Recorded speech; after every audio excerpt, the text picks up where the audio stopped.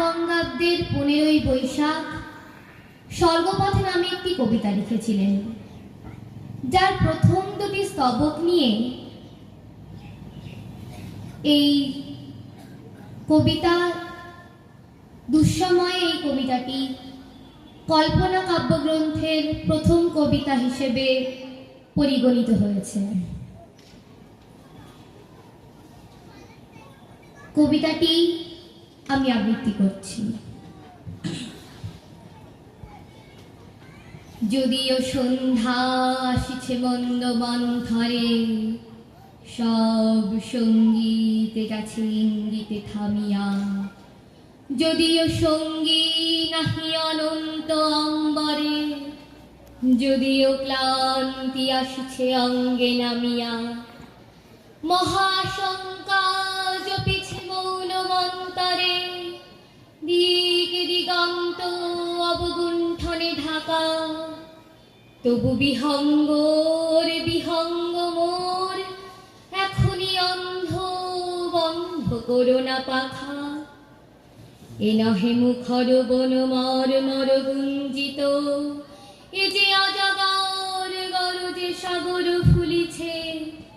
এ নহে কুঞ্জ কুন্দ কুসুম রঞ্জিত, হিল্লোল কল কল্লোলে দুলিছে।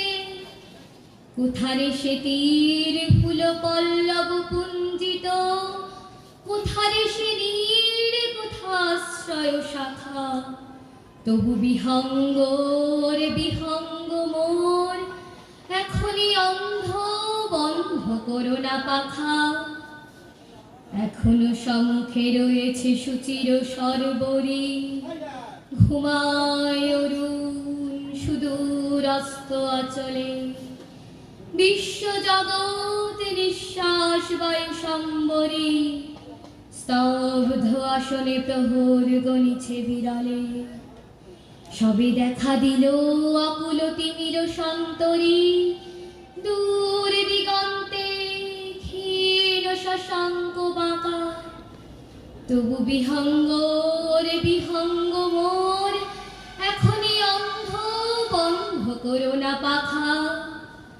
ঊর্ধ্ব আকাশে তারাগুলি মেরি অঙ্গুলি, ইঙ্গিত করি তপপানে আছে চাহিয়া।